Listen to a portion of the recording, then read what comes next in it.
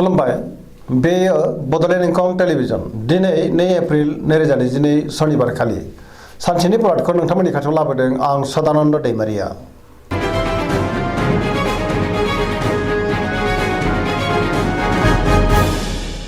सिगां फरायनो लादों मेष राशि गिबि हांखो अ ल। दिनैनि साना जोबोर मोजां, गोबां खामानि मावनो गोसो दुंखांगोन, बहाबा दावबायहैनो खाबुबो मोननो हागौ आरो मोजाङैनो हान्थिनोबो हागोन। बयजोंबो अनसायजागोन, गुबुननि हेफाजाब मोननो हागोन, जेरावबो देरहासार जागोन। मावनो लानाय खामानिखौ थि समावनो मावफुंनोबो हागोन। गोसोखौ दिनै जोबोर गोजोननाय मोनगोन, देहाया मोजाङै थागोन, बहानिफ्रायबा मोजां खौरां फैनोबो हागौ। रांखावरियाव मोजां, गोबां धोन आरजिनोबो हागोन। बेफार फालांगियावबो मोजां होनजायो। सोरबा लोगोनिफ्राय थोजासे हेफाजाबखौ मोननो हागोन। न'खराव दिनै बिसि फिसायनि गेजेराव अनलायनाय फैगोन, बिमा बिफानि अननाय आरो बोरखौ मोननो हागोन। बहाबा थाङोब्ला दिनै मोजाङैनो हान्थिनो हागोन आरो मोजांबो जागोन।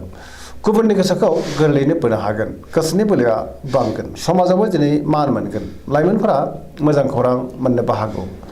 गोसोआ दिनै जोबोर रमान्टिक जागोन। फरायसाफ्रा फरायनायाव गोसो दुंखांगोन आरो मोजां फिथाइ मोनगोन। पजिटिभ एनार्जिनि गोहोमबो गोग्लैगोन।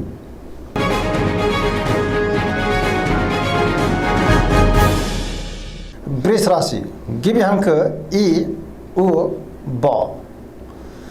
दिनैनि साना जोबोर मोजां, सोरजोंबा बाख्नाय जानो हागौ, नाथाय अब्लाबो गुबुनजों बाङाय बुंनाया गाहाम। महर मोखाङाव साबखांनाय फैगोन।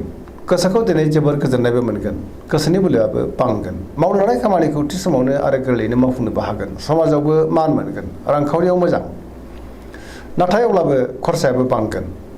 बेफार फालांगियाव मोजां होनजायो, आयाबो बांगोन। गोबां मुलाम्फा मोननो हागोन। न'खराव दिनै बिसि फिसायनि गेजेराव अननानै फैगोन, देहाया मोजाङै थागोन। गुबुननि हेफाजाबखौ मोननो हागोन। जायखि खामानि मावा मानो मोनफ्रोमबो खामानियावनो दिनै जाफुंसारगोन। लोगोफोरनि अनसायनायखौ मोननो हागोन। गोसोनि साननायफ्रा जाफुंगोन। पजिटिभ एनार्जिनि गोहोमबो गोग्लैगोन। लाइमोनफोरा दिनै जोबोर रमान्टिक जागोन आरो बहानिफ्रायबा मोजां खौरां मोननोबो हागौ।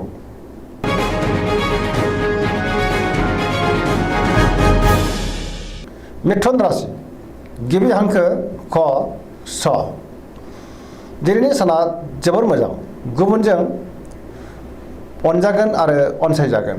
सुथुरखौ गोरलैयैनो फेजेननो हागोन। गोबां मोजां खाबु फैनोबो हागौ। गोसोखौ दिनै जोबोर गोजोननायबो मोनगोन, गोसोआ जोबोर खुसि जागोन।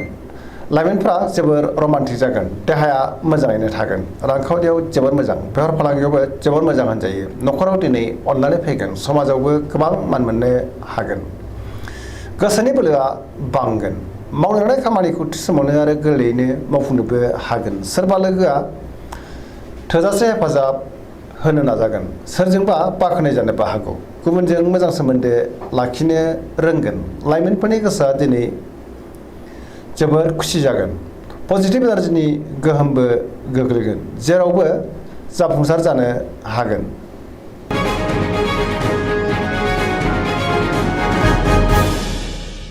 कर्कट राशि गिबि हांखो ड ढ ह। दिनैनि साना जोबोर मोजां, गोसोखौ दिनै जोबोर गोजोननाय मोनगोन। सोरबा लोगोनिफ्राय थोजासे हेफाजाब मोनगोन। गोसोनि साननायफ्रा मोगथाङाव जाफुंगोन। गोसोआव पजिटिभ साननाय फैगोन। मावनो लानाय खामानिखौ थि समावनो आरो गोरलैयैनो मावफुंनोबो हागोन। गुबुनजों मोजां सोमोन्दो लाखिनो रोंगोन। रांखावरियाव जोबोर मोजां, बेफार फालांगियावबो जोबोर मोजां होनजायो। देहाया दिनै मोजाङैनो थागोन। गोसोखौ जोबोर रमान्टिकबो मोनगोन। गुबुननि हेफाजाबखौ थोजासे मोनगोन। न'खराव दिनै अनलायनाय फैगोन। समाजावबो मान मोनगोन। फरायसाफ्रा फरायनायाव गोसो दुंखांगोन आरो मोजां फिथाइ मोननोबो हागोन।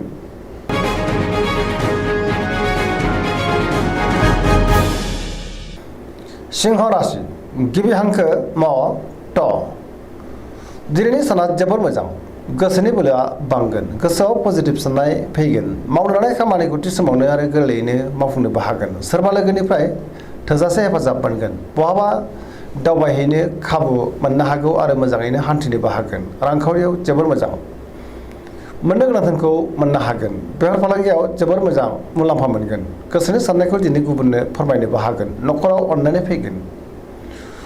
समाजाव मान मोनगोन गुबुननि गोसोखौ गोरलैयैनो बोनो हागोन देहायाबो मोजाङैनो थागोन गुबुननि थाखाय गोबां गाहाम साननो रोंगोन गोसोआ दिनै जोबोर खुसि जागोन पजिटिभ एनार्जिनि गोहोम गोग्लैगोन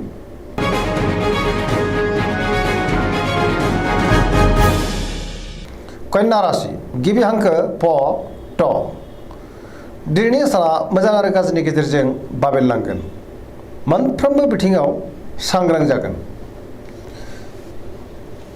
गोसोआ दिनै गुलाय गुजायबो जागोन गियाननि आंखाल जानो हागौ रांखावरियाव मोजां नाथाय अब्लाबो खरसायाबो बांगोन देहाया मोजां होनजायो न'खराव बिसि फिसायनि गेजेराव अनलायनाय फैगोन गोबां सुबुंजों लोगो मोनज्लायनोबो हागौ गोबां खामानियाव मुखुबबो थागोन सोरबा लोगोनि गाज्रि नोजोर गोग्लैनोबो हागौ सांग्रां जानाया गाहाम सोरनिबा सायाव फोथायनाय गैयै जानोबो हागौ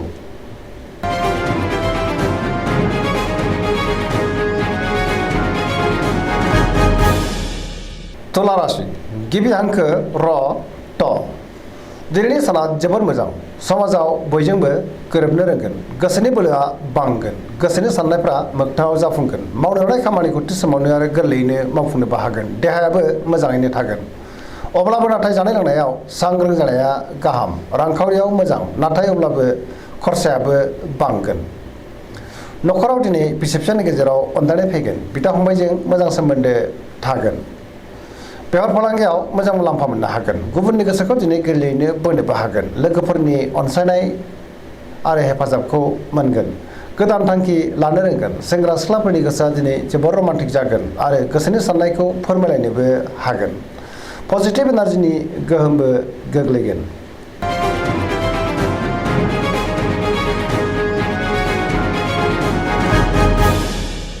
वृश्चिक राशि गिबि हांखो न स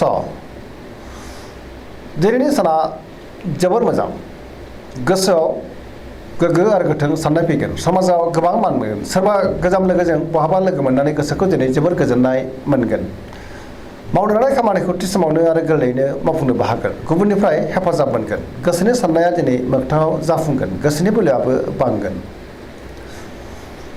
समाजाव बयजोंबो अनसायजागोन न'खराव अनलायनाय फैगोन रांखावरियाव दिनै जोबोर मोजां आयाबो बांगोन बेफार फालांगियाव जोबोर मोजां मुलाम्फा मोनगोन देहायाबो दिनै मोजाङैनो थागोन अब्लाबो नाथाय जानाय लोंनायाव सांग्रां जानांगोन गुबुननि हेफाजाबखौ मोननानै गोसोखौ जोबोर गोजोननायबो मोनगोन फरायसाफ्रा दिनै फरायनायाव गोसो दुंखांगोन आरो मोजां फिथाइ मोनगोन लाइमोनफोरा जोबोर रमान्टिक जागोन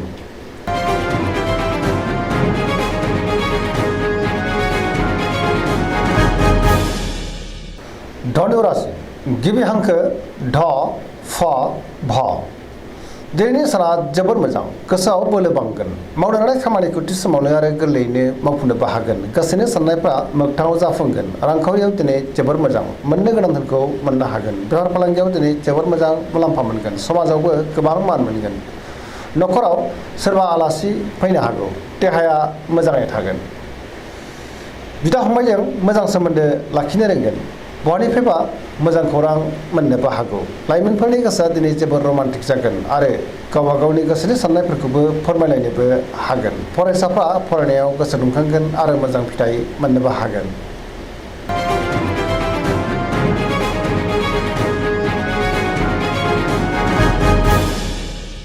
मकर राशि गिबि हांखो ख ज दिनैनि साना जोबोर मोजां गोसोनि साननाया जाफुंगोन सिगांनि बबेबा आद्रा खामानिखौ दिनै मावफुंनोबो हागोन रांखावरियाव जोबोर मोजां आयाबो बांगोन मोननो गोनां धोनखौबो दिनै मोननो हागोन बेफार फालांगियाव जोबोर मोजां मुलाम्फा मोनगोन गुबुनजों मोजां सोमोन्दो लाखिनो रोंगोन मावनो लानाय खामानिखौ थि समावनो आरो गोरलैयैनो मावफुंनोबो हागोन गोदान खामानिखौ दिनै जागायजेननोबो हागोन न'खराव बयजोंबो गोरोबनो रोंगोन सेंग्रा सिख्लाफ्रा गावबा गावनि गोसोनि साननायखौ फोरमायलायनो हागोन आरो गोसोआ दिनै जोबोर रमान्टिकबो जागोन फरायसाफ्रा फरायनायाव गोसो दुंखांगोन आरो मोजां फिथाइ मोनगोन धोरोमारि बिथिङावबो गोसो दुंखांगोन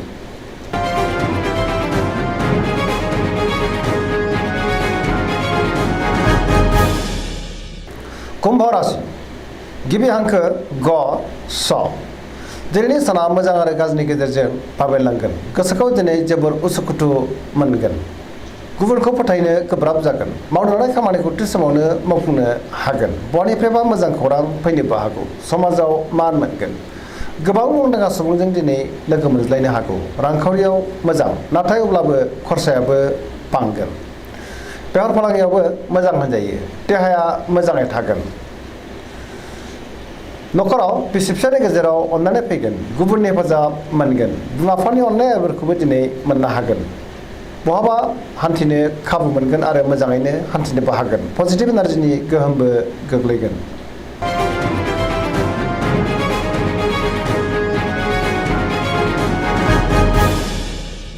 मीन राशि गिबि हांखो ड स।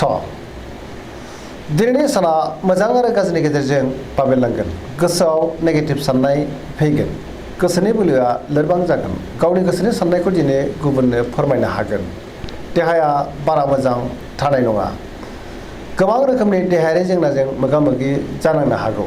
जानाय लोंनायाव सांग्रां जानांगोन। रांखावरियाव मोजां, बेफार फालांगियावबो मोजां होनजायो। न'खरावबो अननानै फैगोन। गोसोनि बोलोआ बांगोन। सोरजोंबा एना एनि जानो हागौ। सांग्रां जानांगोन। लाइमोनफोरनि गोसोआ दिनै जोबोर आला खाला जागोन। गुबुनजों मोजां सोमोन्दो लाखिनो गोब्राब जागोन। फरायसाफ्रा फरायनायाव गोसो दुंखांगोन आरो मोजां फिथाइ मोनगोन। गोसोनि साननायफ्रा देबोर नांगोन। दिनैनि राशि फरायथिनाया एसेनोसै। जोबनायाव बेखौनो खावलायो जाहाथे नोंथांमोना सानफ्रोमबो जोंनि बे बड'लेण्ड इंखं टेलिभिजनखौ नायबाय थायो आरो साबस्क्राइब खालामो, लोगोसे लाइक खालामो आरो शेयार खालामो। एसेनोसै, गोजोन्थों।